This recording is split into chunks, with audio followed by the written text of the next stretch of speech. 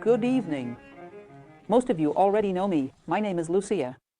Today, the idea is to talk a little about Tibetan philosophy, specifically about a book called The Voice of the Silence. Tibetan philosophy, because nowadays the East holds a certain fascination for the West.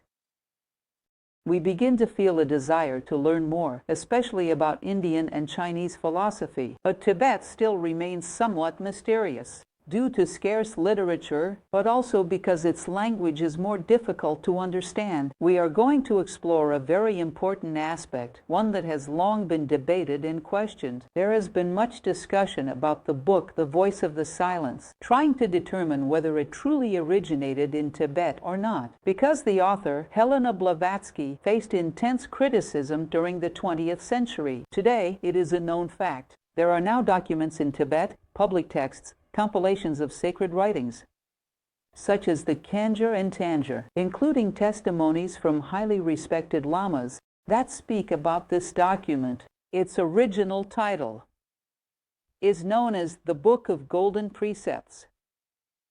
It consists of 90 verses, 37 of which were transcribed by Helena Blavatsky. We're going to explore the topic as it's not very lengthy. For those curious about The Voice of the Silence, it is a short book. However, it is challenging to convey its depth in such a brief talk because it is deeply metaphysical. Tibetan thought seems to rise as high as the Himalayas where it was born. They truly are the roof of the world, both philosophically and geographically. The Voice of the Silence is a true gem. So let's get to know it a little. What a beautiful landscape, the Himalayas. Just a bit, so we can situate ourselves geographically. Tibet, which is now annexed by China. I don't need to explain all that this has entailed. Of 200 plus monasteries, only 20 remain today. 2/3 of Tibet's population is now Chinese, having settled there. In other words, Tibet was practically destroyed, and its spiritual traditions were deeply attacked. Tibet is nearly what remains of Tibet. The Dalai Lama himself, the spiritual leader of one of the schools of Tibetan philosophy, the Gelugpa school, now lives in Dharamsala, India, as a means of survival. In fact, the leader of the Karmapa school also fled. Today, it is extremely difficult to survive under Chinese rule. Given all the beliefs they hold, we don't need to go into detail. That is not our objective here, although it be a compelling lecture.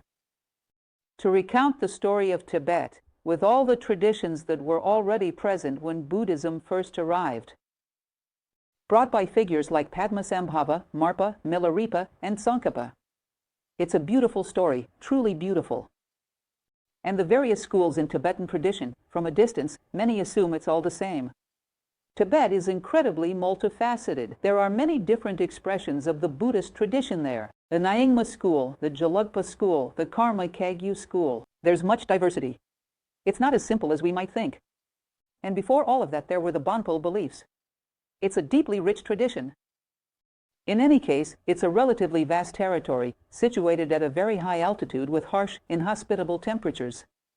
That is to say, it was a place that, in many ways, remained inaccessible to the West for a long time. During the time of Helena Blavatsky, she was born in 1831 and passed away in 1891. It was hard to reach Tibet. A Westerner would almost certainly give up halfway due to the natural isolation of the region. Surrounded by mountain ranges, with harsh temperatures and arid conditions, it was a land that saw very few European visitors. And we will see that she makes her way there, spending some time inside a monastery in Shigatse, where the Tesha Lama resided, and she learns a great deal, transcribing certain teachings, which became a series of works that perhaps some of you have heard of. The Secret Doctrine and The Voice of the Silence are among the works she transcribed from the Tibetan sacred texts. It is a people who, having to survive in a very inhospitable environment, have developed a way of being that is somewhat, let's say, laconic, if we can put it that way.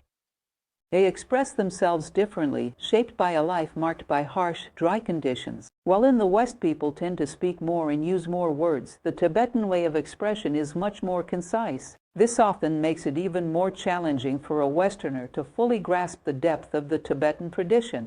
you'll come to realize that one thing was the Europeans physically setting foot in Tibet, and quite another was understanding Tibet, a process that continues to this day, and one that I don't know when it will end because it is a complex philosophy to grasp. And in that regard, Helena Blavatsky did us a great service by having gone there and brought back many teachings transcribed in a language we can comprehend, more or less, right? At least we can understand part of it. So today, we're going to explore a little bit about the voice of the silence. I brought you this diagram that I found interesting, which presents a bit of a worldview that is not exclusively Tibetan. You'll see that it's more or less universal. It's a perspective shared by cultures like Tibet. Ancient Egypt thought this way, and so did the Greece of the Orphic mysteries, that human beings progress toward knowledge through 3 stages. The first is a stage through myths, through symbols, where one begins to relate to the existence of the divine.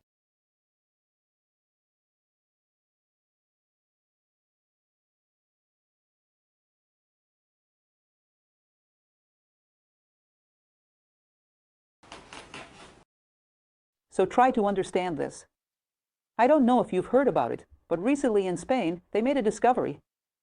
Remains of a very ancient, prehistoric civilization where they found some stones that, according to scientists, were undoubtedly used for religious purposes. They were not utilitarian objects. They had nothing to do with food or hunting. They were symbols of something that was sacred to them, essentially a small altar. You'll notice that, at a certain point, this mindset, typical of human beings, leads them to seek an understanding of the universe around them, and to search for a cause that explains it all, a thread that gives meaning to what initially appears so chaotic. This is something deeply distinctive of the human being. Professor Jorge Angel Livraga, the founder of New Acropolis and a deeply experienced philosopher, used to say what sets a human being apart from an animal is not so much those characteristics that science sometimes attributes to primitive logic, like the opposable thumb or other such traits, but rather the capacity to recognize something sacred, to bow before something that one senses exists, even if it cannot be grasped through a logical equation. In other words, the metaphysical, and the metaphysician advances through several stages. This is the case in Tibet. The first step is the recognition that there is something in nature that exists beyond time and beyond space. I am here, and there is something divine beyond me.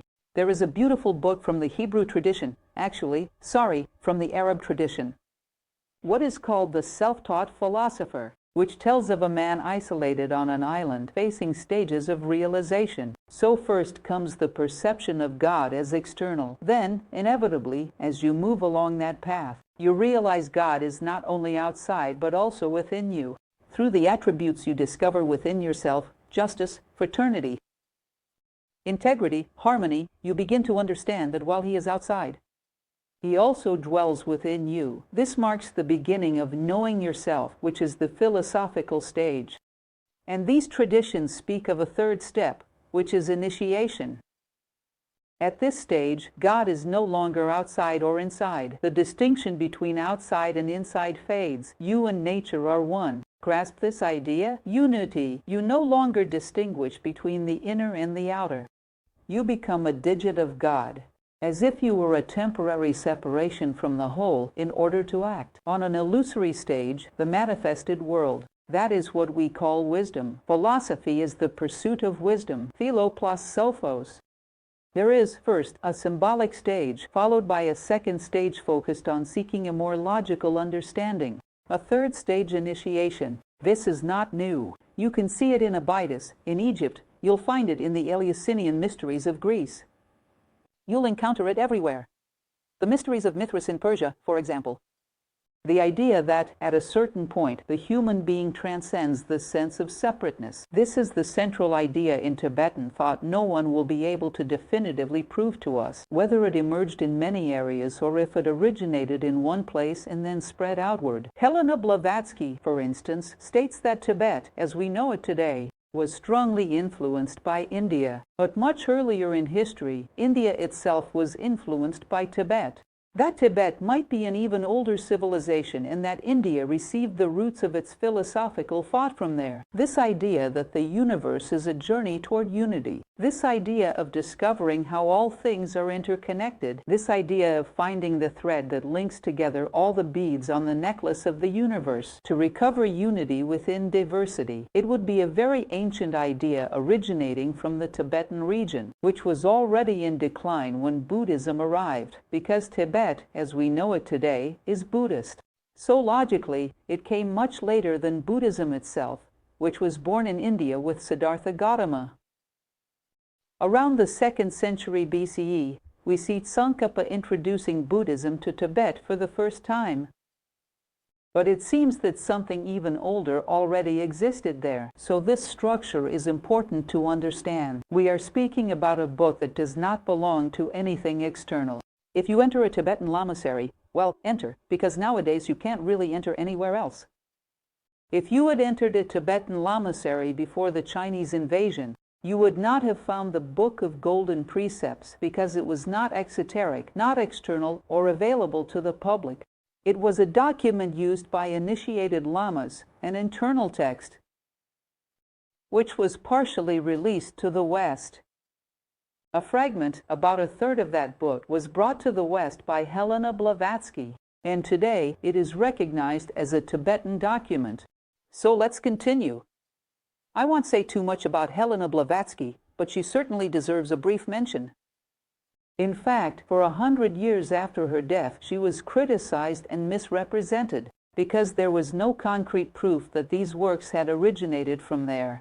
She lived, no one can say exactly how long, but at least 3 years in Shigatse, which is a very remote region at the Tashil Hunpo Monastery, located deep within Tibet, and difficult to access. She lived there and became a disciple of Tibetan Lamaist Buddhism, and she returned with a series of ideas that we can find in her work in The Secret Doctrine, in Isis Unveiled, and in that little gem called The Voice of the Silence, where she says the document was so esoteric that I wasn't allowed to bring anything written. They asked me to memorize what I could memorize. I memorized 30 verses. There were 90 total. I brought it back because it was an internal document and could not be transported physically. A document in monasteries inscribed on blades. Those ancient blades that were placed on altars, which, it seems, are still used today in Tibetan Buddhism.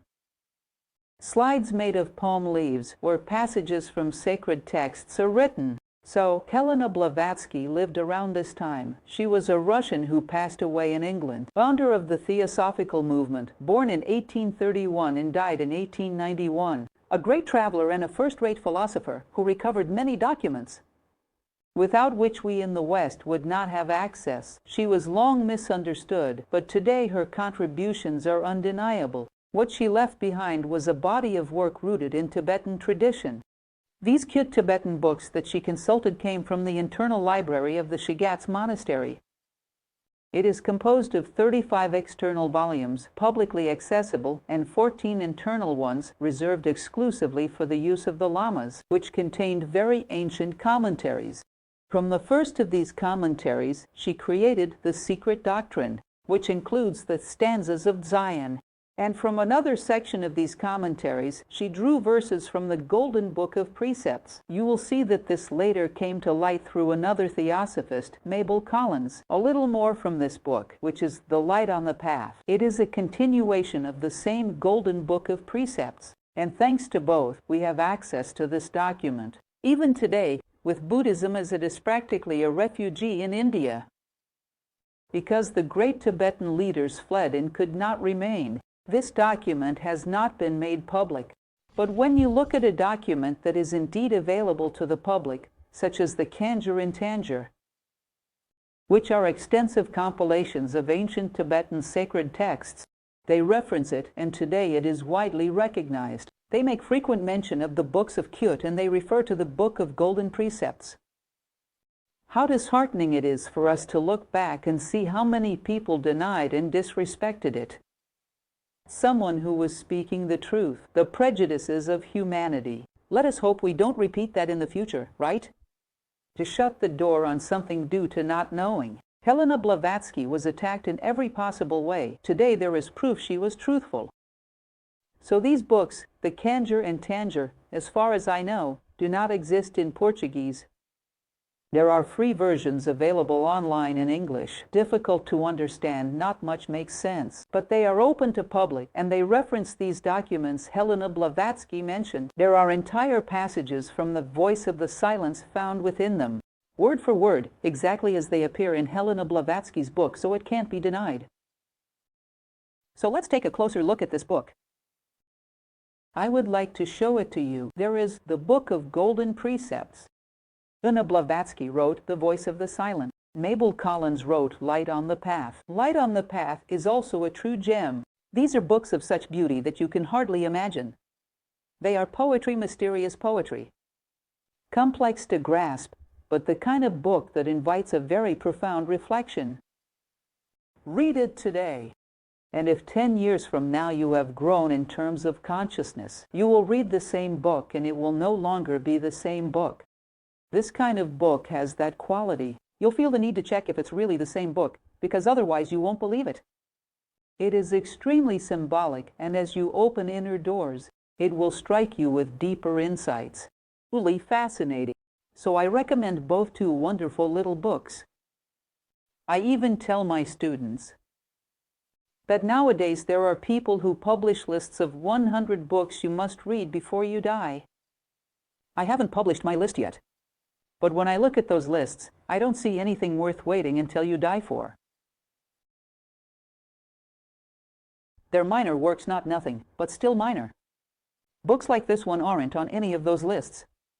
And yet, they are essential works. So, The Voice of the Silence. I brought you some verses so that we can understand the foundation. You'll notice that certain concepts are synonymous with The Voice of the Silence, such as the idea of heresy of separateness we will explore, and the idea of the 3 rooms. For those who are familiar with Plato's myth of the cave, the 3 rooms represent the Tibetan version of the cave myth.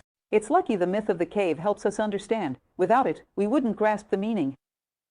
You'll come across the idea of sacred pain and of efficient, intelligent pain. The transcendence of separateness is the encounter with unity. This, in essence, is a summary of the core ideas of Tibetan philosophy, but presented in a beautiful way. I made a point of bringing some quotes so that you can get to know them, to understand how they are expressed.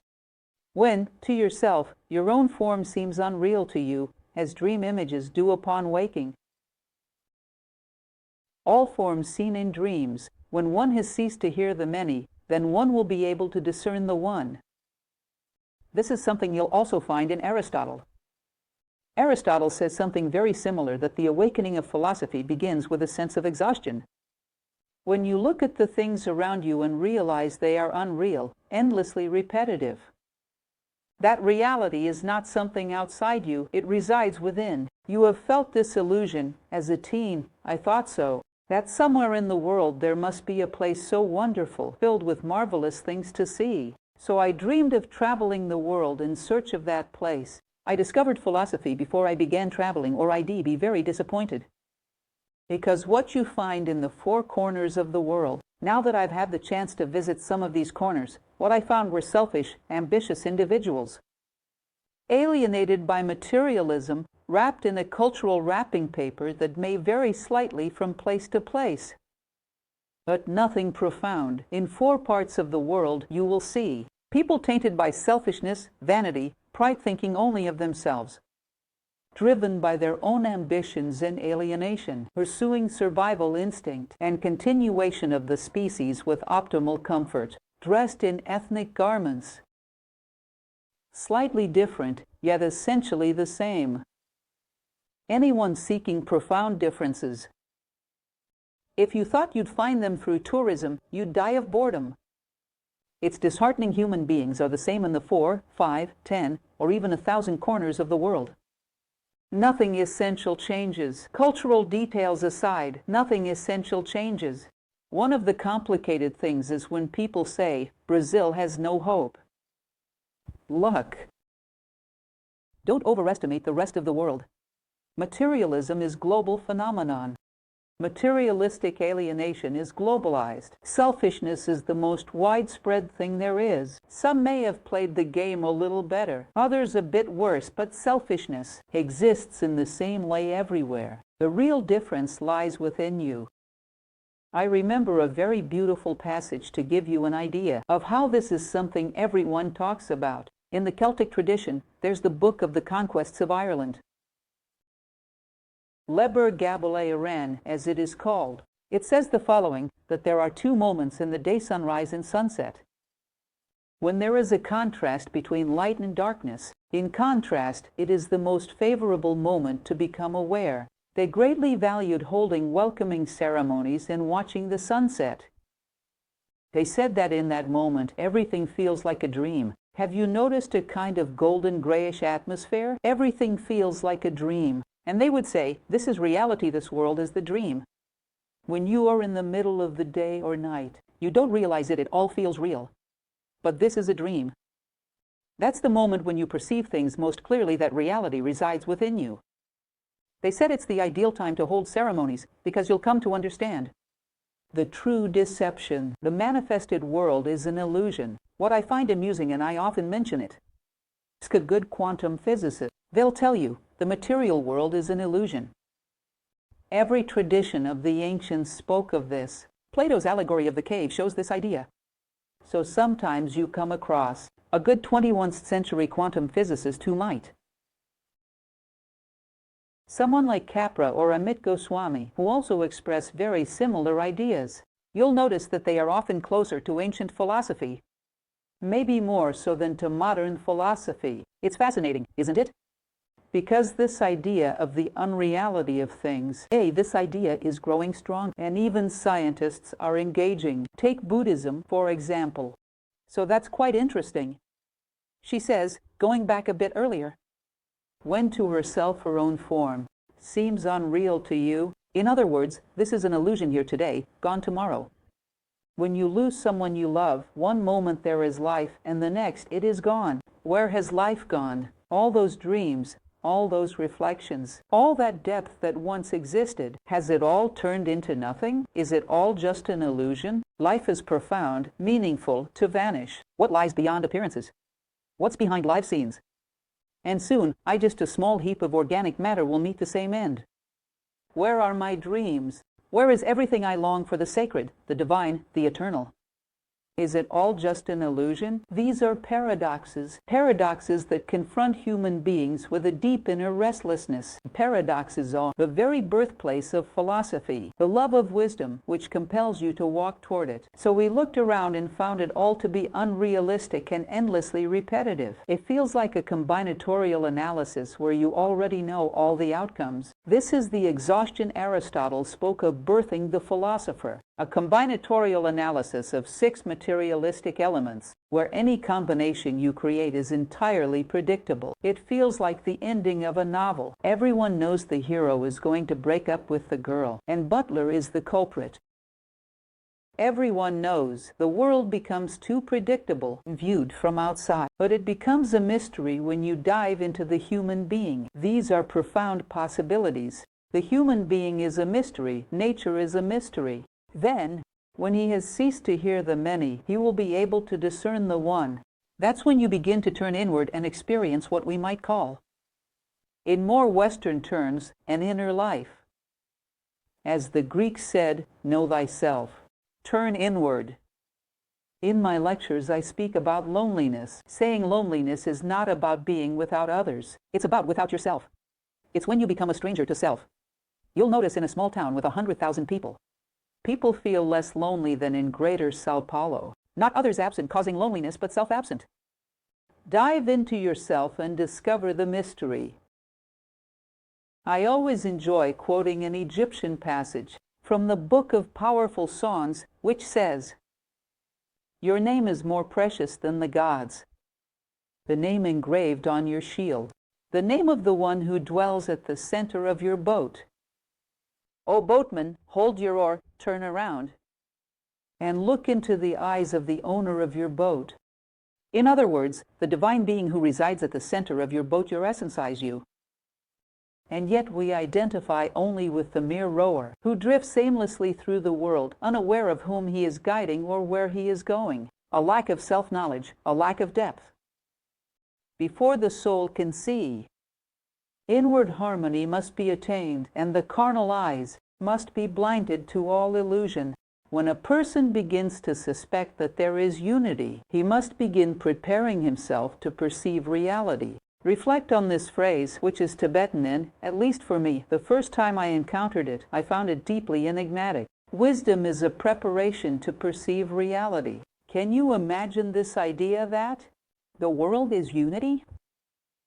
There's even an example I often use. Imagine you're standing at the edge of a beach and you draw a groove in the sand with your finger. Then you draw another groove with your finger. Imagine first groove is sand, the second is sand, and the space between is sand.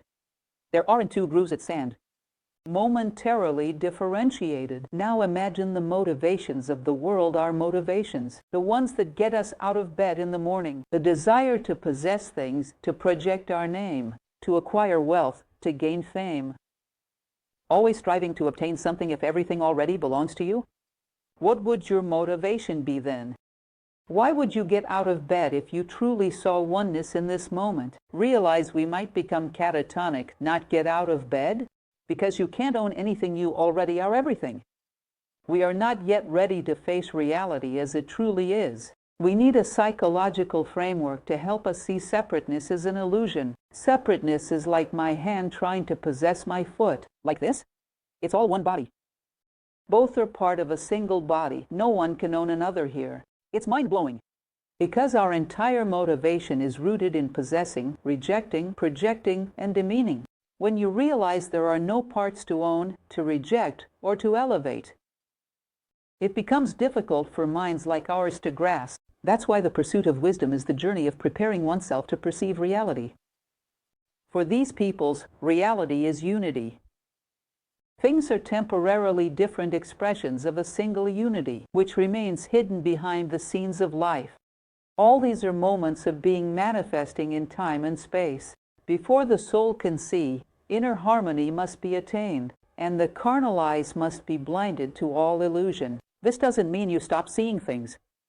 It means you no longer see any purpose in living to possess things. It demotivates the ego. It gives rise to what is called sacred indifference. I can do everything in my power to preserve these statues because I find them beautiful, but I don't desire them myself. I want them to be where they truly belong, where they can bring beauty, where they can be appreciated. I'm speaking hypothetic. I'm not saying I've reached that state, don't mistake me. I'm like you, still searching. But imagine that kind of mindset in a human being. I give my best performance on the stage of life. I'm a good actor. But I know I am not the character I portray. I know that I am the actor behind the scenes, and this here is just a role. Having agreed to the stage of life, I play my part with dedication. I know nothing here is truly real. Those who understand that things aren't real don't seek to possess them. They show the utmost respect for them. Respect is from the Latin respicer, to see. You perceive behind everything a glimpse of the divine, like you do within yourself. When you no longer desire things, you don't treat them with less care, you care more. Because you honor things for what they are, not for what they can offer you. Because we view things through our own needs. If they no longer serve us, they become trash. And we are relentless predators. We engage in constant waste. We neglect nature, as though everything exists for our use. But the one who truly knows how to see, who perceives the divine essence within material things, respects them more deeply, yet on a material level doesn't want them. And you will come to understand desire lies at the root of all suffering. Before the soul can hear, a person must first become deaf. Not only to the loud roars, but also the softest whispers, to the roars of angry elephants, as well as to the silvery hum of the golden firefly. This idea is common in Indian tradition, found in teachings. It speaks of a center, which represents the balance within the human being like a triangle. You have a center above, which represents the idea of duty, humanity's core. On one side you meet an extreme. This is fear, a state of inertia. And on the other side lies another extreme desire, impulse. Fear is stirred by the roar of angry elephants. When you face the forces of nature that attempt to block your path, they will intimidate you, echoing as the roars of an enraged elephant. Do not believe that these forces of nature are against you. They are not personal. They are challenges for you to overcome, to strengthen your will, to conquer your identity. I remember I joke with my students and talk about my grandmother. My grandmother was a very humble woman, and I discovered she had a phrase she often said, which came from a philosopher. Imagine my grandmother quoting a philosopher. She didn't know any at all. She was a simple person. She used to say, "Look, life is like a whetstone. It either sharpens you or wears you down. Depends on if you're a good knife or a bad knife." Recently, I found out this phrase comes from a philosopher, someone she probably never heard of. But you see, life is a whetstone. It doesn't aim to wear you down. But sometimes it wears you down if you're a bad knife, if you're fragile. Very fragile, unprepared for life, but it aims to sharpen you. So the forces of nature don't exist to scare you, but to help you rise above fear.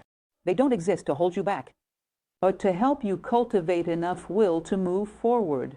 So they may tempt you with desire, which is the silvery hum of the golden firefly. Wow, you're amazing. Look, you're special. You're trying to cultivate detachment. You're striving to overcome your vanity. You go there, and their vanity is the first thing waiting for you, right? Wow, you actually did it. No one else could have done it, Luke. How incredible you are. There's no one here like you. She is the first one waiting for you on the other side, and you have to overcome all that. The fear, look, you're going to lose something. Look, you're special. You deserve more than this. These voices, instincts, are always present. I like to illustrate this with a drawing few people are familiar with. It's a drawing you usually see at home during Christmas. They place representing inertia and fear. The donkey, which symbolizes inertia, and opposite, they place the bull or the ox, which clearly represents desire, impulse. And who do you place above the manger? The Christ symbolizing balance, right? Harmonious and spiritual awareness. This is a symbolic image in many traditions. In Indian tradition, it links to Rajas, Tamas, Sattva. The person who can overcome these forces pulling him in different directions is able to find balance and ascend toward his true human nature, toward the consciousness that lies beyond it all. 3 halls, O pilgrim, lead to the end of toilsome labors. 3 chambers will guide you to an elevated state of spiritual awareness. Speaking about the myth of the cave, for those familiar with it, it's clearly the same concept. The stage of the prisoners inside the cave, the stage of those striving to leave, and those who left the cave. These are the rooms of ignorance, the room of learning, and the room of wisdom. This is the Tibetan version. If you consider that it predates the myth of the cave by far, then you might say, it's not possible that there was communication, I don't know. Take, for example, Hercules. Even Cicero acknowledged that Hercules, the Greek Heracles, was Balarama of India, the brother of Krishna. It's the same figure. Far more came from India to Greece than one might imagine. And do you think that nothing from Tibet ever reached India? It's likely that it did. What were channels of communication, exchanges of ideas across the ancient world? We can neither confirm nor deny, without risking the possibility of committing injustices. The name of the 3rd room is wisdom. The name of the 1st room is ignorance. And the name of the 2nd room is instruction. The 1st room is that where the human being seeks only those 2 instincts that I mentioned to you, to survive and to procreate as comfortably as possible. So the mind is used as a tool to serve an end that is purely animalistic. Surviving and reproducing is what animals do. Even an amoeba, it is the life purpose of an amoeba, and the mind enhances this, turns an instinctive animal into a highly predatory one, but whose purpose remains animalistic, not human. Only the means are rational. That is what we call a rational animal. This is, in general, the room in which we have been living. and a part of it always remains with us. The second room, called instruction, is purely mental. We begin to take an interest in knowledge, but we have not yet overcome vanity and pride. And so, instead of seeking to stand out through our instinctive abilities, to survive more effectively through the law of the fittest, we began to seek distinction through the law of the most intelligent, the most cultured, the most enlightened, those who can quote the most, those who know the most. In other words, a thirst for intellectualism begins to emerge. It is said, in the room of instruction, they will offer you a flower, which is knowledge. But at the end of every flower, there lies a coiled serpent, that it is vanity, pride, which instead of setting you free, will bury you even deeper. Because it is a kind of vanity harder to fight than physical vanity. Because in the physical realm the body ages and loses its beauty. But those who see themselves as intellectually superior can become arrogant as life goes on, and more imprisoned, more selfish, and more vain. Subtle selfishness, Helena Blavatsky says, is worse than physical selfishness. The denser kind is foolish, ridiculous, easier to recognize and confront. And the third, which is the chamber of wisdom, is where a person no longer takes a single step that isn't driven by an idea, by compassion, fraternity, and humanity, by a commitment to humanity. They act for others too. Do you remember the motto of the medieval Knights Templar? I want to draw comparisons so that you can see how universal this is. The Templars had a motto that said, "Nothing for us, Lord, nothing for us, but all to the glory of thy name." In other words, when I begin to act from a genuine sense of unity, without wanting to leave any part of that unity behind, I don't do it to ease my own pain. I don't do it to stand out. I don't do anything for myself. It's altruism, it's for the other person. It's not self-help. Knowledge is not self-help, it is help for others. It is a growing commitment to humanity. This is one of the most powerful messages in the voice of the silence. If you wish to cross the first hall safely, be sure your mind does not mistake for the light of the Sun of Life. The fires of lust and desire that burn there, the coarsest state of mind, is the hall of ignorance. It is the desire to stand out for physical reasons, for physical vanity, for deeply instinctive cravings. The second hall is even harder to free oneself from. In the hall of learning, your soul will meet the flowers of life, but beneath every flower lies a serpent. Do not seek your guru in these illusory realms. Maya is illusion. These are the realms of illusion. Interestingly, he says, don't look for your guru there. This implies that at some point you must find a master who can guide you, someone who has wisdom beyond your own, but that time is not now. Do not seek someone who merely holds a wealth of information. Someone will lead you in the same direction they are heading. Seek someone with depth, with verticality, not someone with mere quantity. Accumulating more not enrich you, will burden you. A burden becomes lifeless when you are faced with real challenges in life. An intellectual does not handle life's challenges better than those uneducated. Even a humble man from the country can offer wiser answers, so do not seek your guru in these illusory, Mayavic realms. If, through the hall of wisdom, you seek to attain bliss, then completely shut your senses to the great heresy of separation. The illusion divides you from others. These words are firm and unequivocal. The heresy of separateness is the root of all human suffering.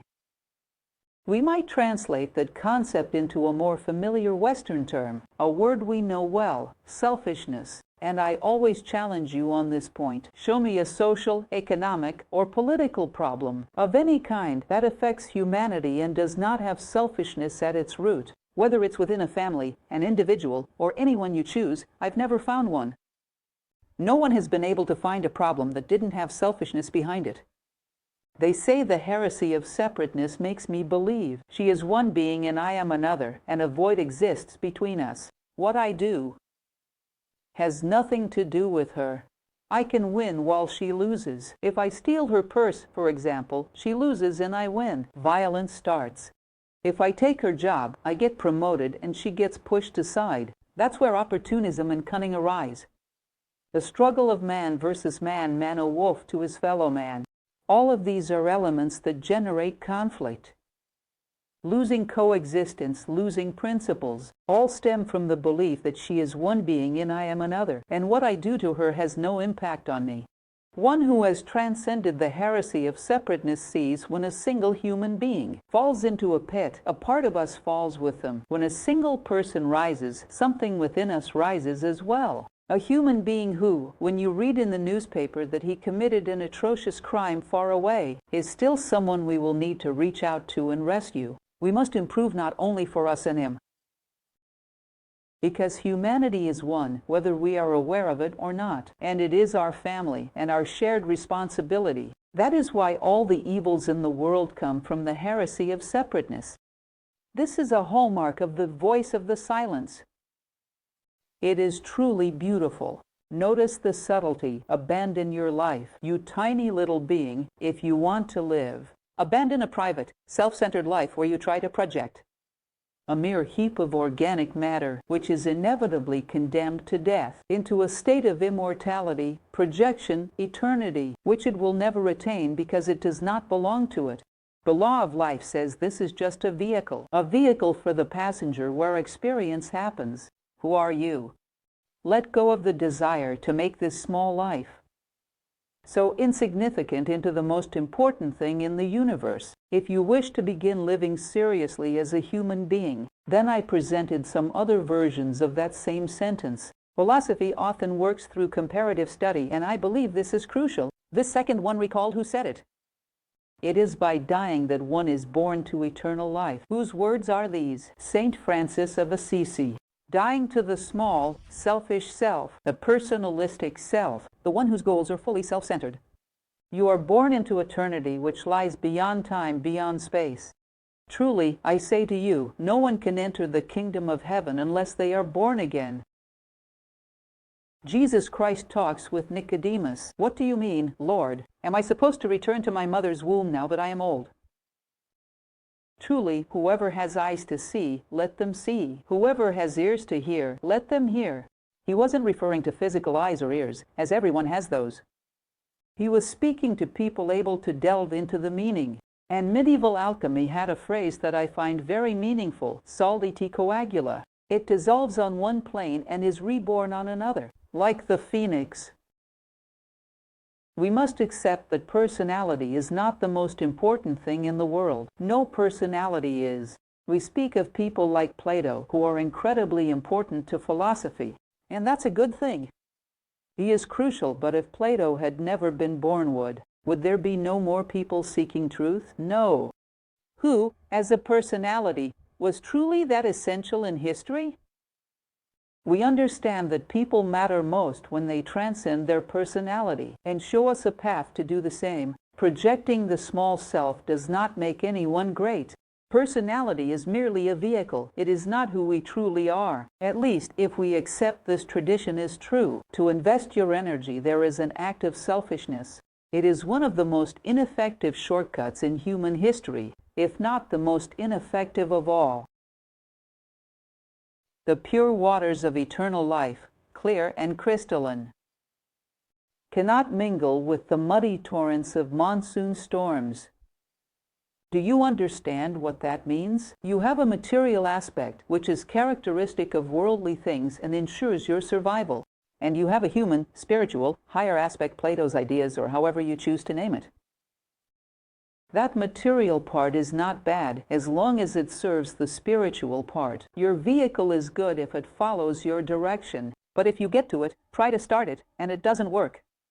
You turn the steering wheel one way and it goes the other. Absurd. A vehicle is good when it serves its driver. The driver is our essence. Our body should be in service to it. When this order is reversed, you are commanding something never meant to lead. It was never meant to lead. Everything in its place, nothing in the universe is bad. That is the essence of justice. The body serves you. It acts as an interface with the world. Your instincts serve you. They help you survive and are absolutely essential. But they are not meant to be the rulers of your life. When you allow that, it's like mixing pure water with muddy water in the same container. You'll end up with nothing but cloudy water. What is the equivalent of this idea in the Western religious tradition? You cannot serve two masters at the same time. In the Quran, you shall not ride two camels at the same time. Anyone who has ever ridden a camel knows that riding one is hard. Riding two, I wouldn't even know how. Not everything is meant to lead. Everything has its place. Nothing is inherently bad in the universe. This is a recurring issue. That is, it's very likely that there's a natural truth behind it, as so many people have said. It's hard to believe all these people came together to trick us. There's something real there. This one is beautiful. It speaks of sacred pain and wise pain. Let the burning human tears fall one by one into your heart, and let them remain there, unwiped, until the pain that caused them has passed. Don't wipe away a tear that runs down your face until the last of humanity's tears has dried. The sacred pain. This seems absurd, since pain is seen as bad. We're taught to seek immediate relief. Do you know why? The meaning of life of our society is not evolution, it's pleasure. I have to feel comfortable, and pain gets in the way. I have to eliminate it quickly. Sometimes pain was the only hope you had for growing up. As my inner voice used to say, necessity is what makes the frog leap. It's the heat of the earth that compels the caterpillar to form a cocoon, grow wings, and become a butterfly. Otherwise, it would spend its whole life crawling. When men are afraid of pain, and we are, they become paralyzed, frozen in place. Pain arrives, and he seeks immediate relief. But it is humanity's pain that drives us to become better. It gets us out of bed every day and doesn't allow us to settle for less. If you stop to reflect on it, and this is an interesting concept, it comes from the Indian tradition. I don't have much time to go into detail with you, but they speak of something called future karma.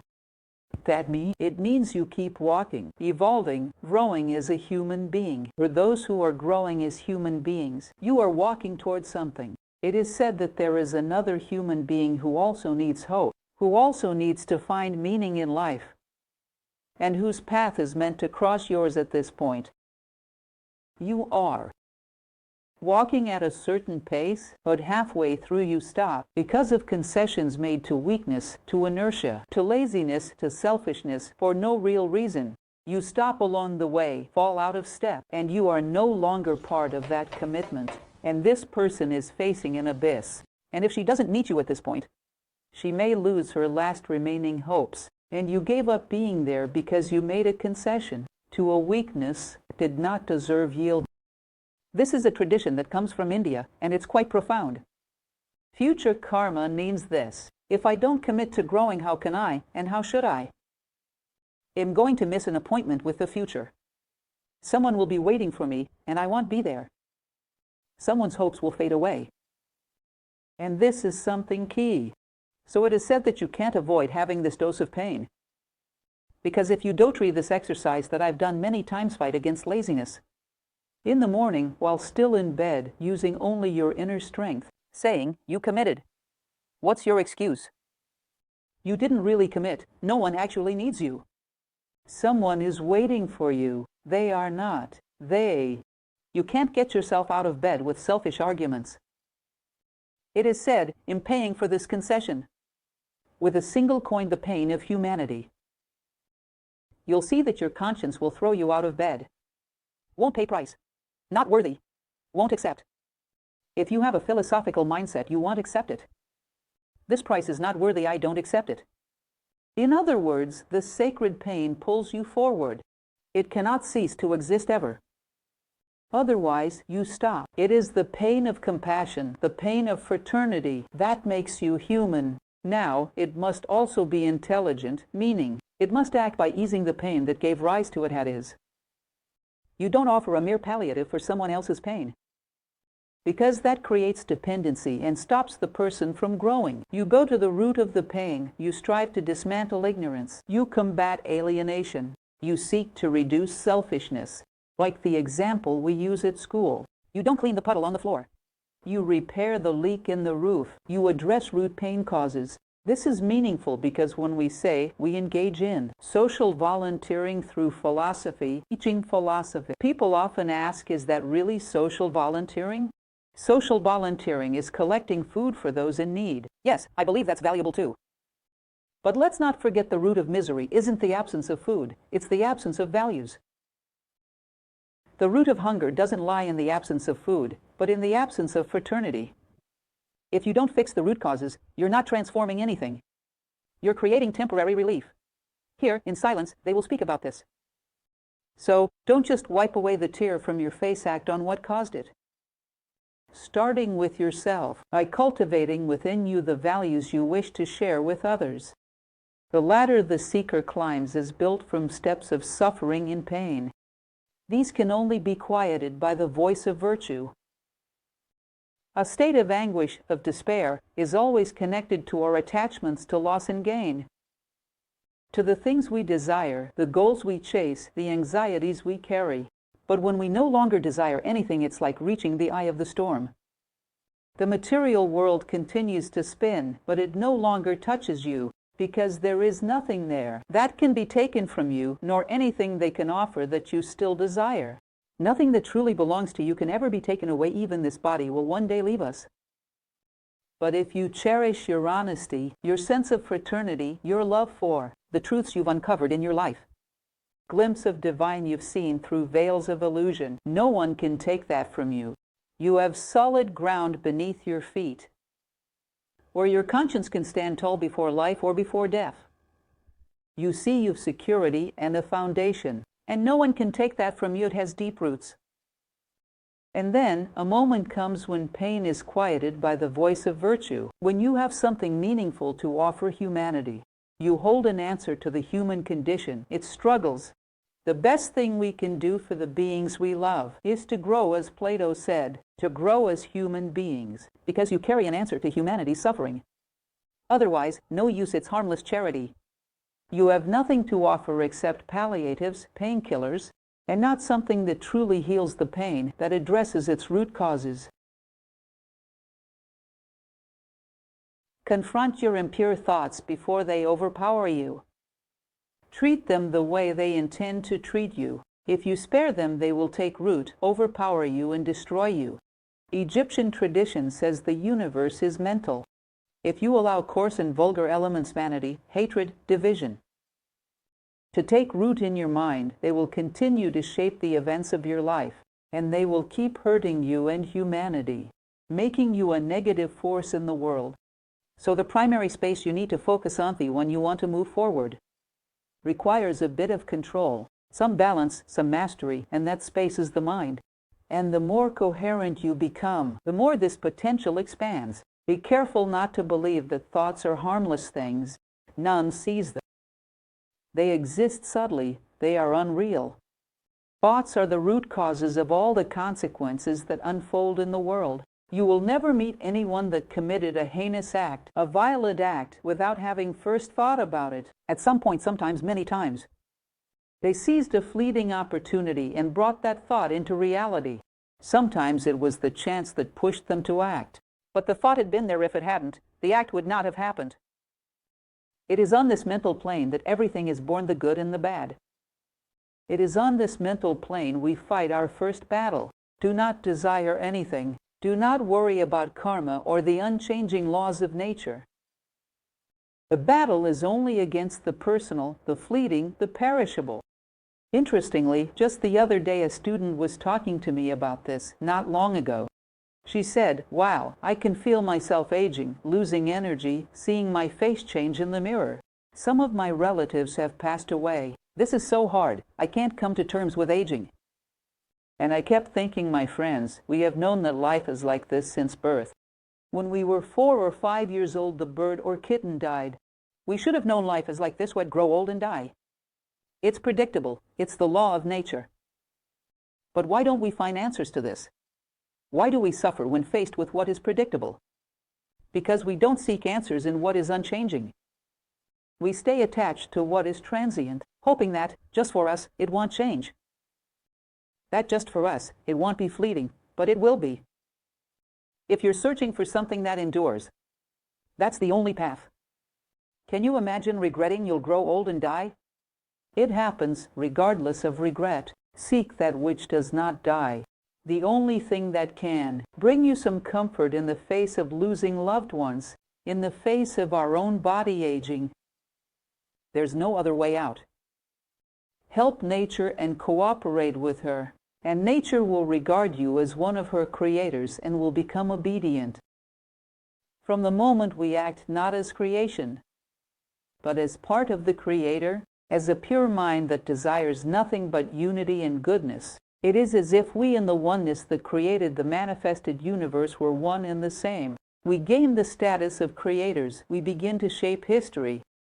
Once, Professor Jorge Angel Livraga, the founder of New Acropolis, shared a phrase that I find meaningful. He said that the person, the one who discovers himself, who becomes, who cooperates with nature, is the one who writes history. The average person rarely reads it. Do you realize that you are stepping beyond the category of the created being, shaped by others, programmed by culture and the masses, beginning to enter the status of a creator, one who can make history, set an example, establish what people truly need to receive? Because an example, a reference point, a principle, a meaning of life, these are so rare. You rise above nature, and she begins to serve you. Jung elaborates on this in his concept of synchronicity. Even ignorance is preferable to knowledge of the head without the wisdom of the soul to enlighten and guide. Isn't that powerful? Socrates said, only the knowledge that makes us better is truly useful. Plato said, absolute ignorance is preferable to knowledge placed in unworthy, unprepared hands. In other words, even ignorance is preferable to intellectual erudition that lacks the wisdom of the soul. What is the instruction room when the citizen was bitten by the serpent and remained there, poisoned within the instruction room? In ignorance he had a greater chance to react and grow. Sometimes one remains stuck a long time. Would you like to refrain from action? This is also an interesting part of Orientalism. Reaching the West misunderstood way, believing that evolution means remaining static, merely meditating on nature. Nietzsche, philosopher, said, I prefer people who meditate while running. In a historical moment filled with many needs, any action you take for the good of humanity is better than the mere movement of the lips. Would you like to refrain from action? To attain liberation, one must achieve self-knowledge. And self-knowledge is born from acts of love. It does not bear fruit in stillness, not now. You will find this in the Indian tradition, in a classic text called the Bhagavad Gita, exactly the same idea. The alchemists had a maxim that said, ora iti labora iti invenis. That is, pray and work, and you will discover this is the path. Offer light and comfort to the weary pilgrim, and seek out the one who knows less than you, who, in her sorrowful desolation, hungers for the bread of wisdom. Without a teacher, without hope, without consolation, let her hear the law. This reminds me of the myth of the cave, when Plato says that the wise person is the one who sees things lit by the sunlight, which means the good, the great law of universe. It's what the Indians call Dharma, the arm of God over the cosmos. The center of the world is no longer my personality with its small concerns. The center of the world is the pillar of the law of the universe. It is the Dharma, and I serve it. Plato says this is the dividing line of human love. When you stop looking at things and asking, what's in it for me? And begin to look at things and ask, how can I serve this? That is, it leads the person out of alienation, from serving their selfishness, and towards seeing the center and recognizing the law. Here lies the symbolism of the center, which, by the way, Jung speaks about broadly. In a lovely book he comments on called The Secret of the Golden Flower, that he constantly refers to. Find the center. The center of the universe orbits a center, which is your deepest identity. That gives meaning to everything to which you are called to serve. As in the solar system, so in the constellations. So it is in the nests of galaxies. Everything revolves around a center. Humans have a center, and it is more or less like that place through which a single thread passes that connects all beings in the universe, what the Indians called a sutratma. center for all universe. Be humble if you wish to acquire wisdom. Be even more humble once you have attained it. This is quite profound. It says that the more intellectual a person becomes, the more vain they tend to be. But a wise person, the wiser they become, the more humble they are. Because they see the vastness of what there is to know and realize how small their own portion is. One who believes they possess much has a universe that's small, and in the small world they hold a significant portion. But one who envisions a vast universe says, like Socrates, I only know that I know nothing. This is genuine because he understood what he knew was an insignificant part of the whole. Yet for a human being, what he knew was extraordinary. It was little next to the vastness of the universe. This humility is essential. Without it, there is madness, alienation. What Jung referred to as ego inflation. You believe you're on the 10th step. Still on the first. It leads to delusion and fantasy. You must live and breathe in all things. Just as everything you perceive breathes within you, you must feel yourself dwelling in all things, and all things dwelling within the self. The heart of one who seeks to enter the stream must resonate with every sigh and every thought of all that lives and breathes. Do you wish to enter the stream to serve the Dharma? You must learn to see the divine in all things. Do not believe that extraordinary events must occur in your life for you to perceive a deeper meaning. The Tibetan Buddhist tradition, in another sacred text called the Bardo Thodol, also known as Tibetan, the Bardo Thodol teaches that there is no event in your life that is not pedagogical, or if I had nothing to teach you, I would have already been removed from your life. So behind every fact lies a message, a meaning, a trace of the divine. Something sacred, something transcendent. And if we learn to engage in dialogue with life and to see, a philosopher goes past the symbol. He decodes the symbol. The fundamental symbol is your life. It is fully symbolic. Learn to perceive the teaching within it. I remember once, I received a carnation as a gift. I share this example not to boast, but because it is something simple and the philosopher's reflection is rooted in simplicity. This carnation lived an incredibly long time, and one day, as I was studying at my desk, I looked at it, and I felt as though he and I were two outposts of resistance, of life against the same forces, of decay, of time, of erosion, as if we were two manifestations of God in time and space. He battling the same forces as I was. He a carnation, I a human being, fighting decline, fading of awareness, against the disintegration of our very essence. And I wanted to turn to him and say, hang in there, my friend. Hold your ground, and I'll hold mine. I will reach my summit, just as you are reaching yours. But that feeling is fleeting, a brief feeling we experience. That carnation was revealing to me a mystery of nature. Plato says that in something that functions well, you can extract a universal law and apply it to anything in your life, in small details. To learn to see God through things, learn to see eternity through the lens of time. A person who walks the path of wisdom must begin to make their entire life a lesson in learning. Because life is a teacher, and when you don't learn from life, it means, I skipped class today. If tonight you reflect on your day and can't recall a single thing it taught you, it means you missed the class because the class was given. Otherwise, this day would not have been part of your life. Can there be bliss when all that lives must suffer? Would you choose to save yourself while listening to the whole world weep? Is there any true bliss other than dedicating yourself to life, committing yourself to humanity? And what's that mean? What does it lead to? Where does it take us?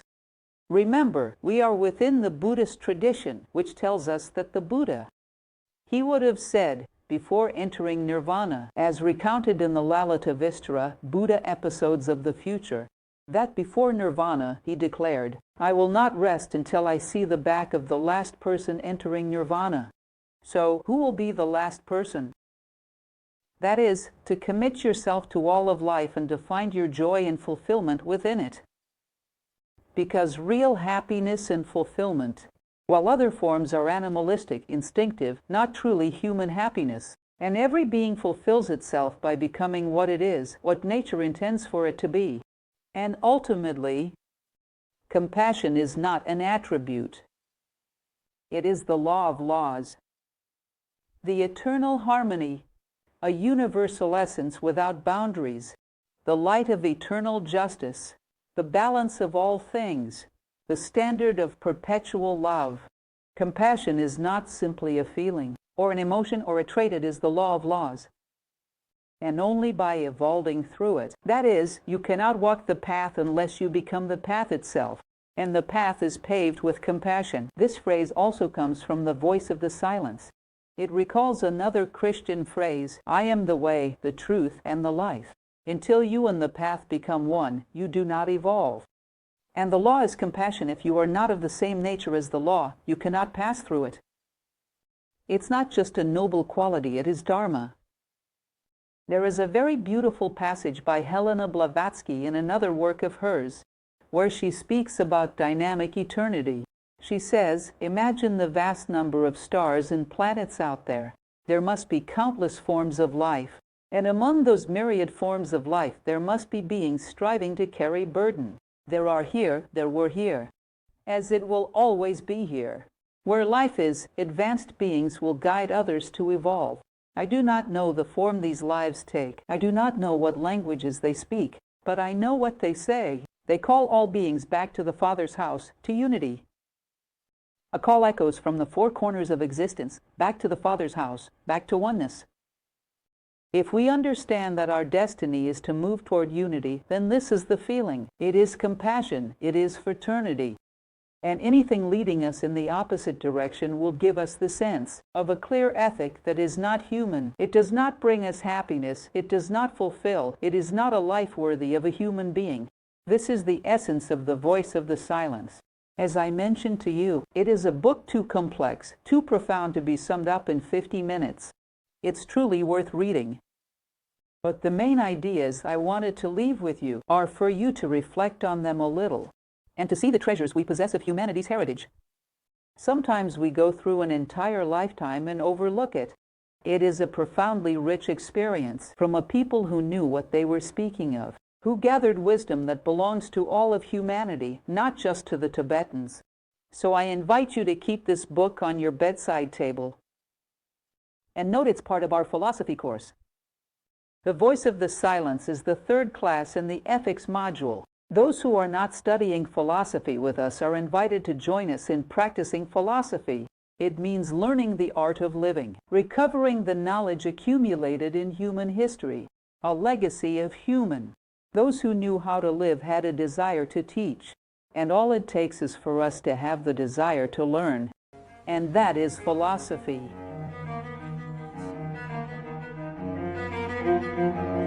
New Acropolis is an international cultural organization that actively promotes the study and practice of philosophy, the appreciation of diverse cultures, and the spirit of volunteering through various educational and community activities.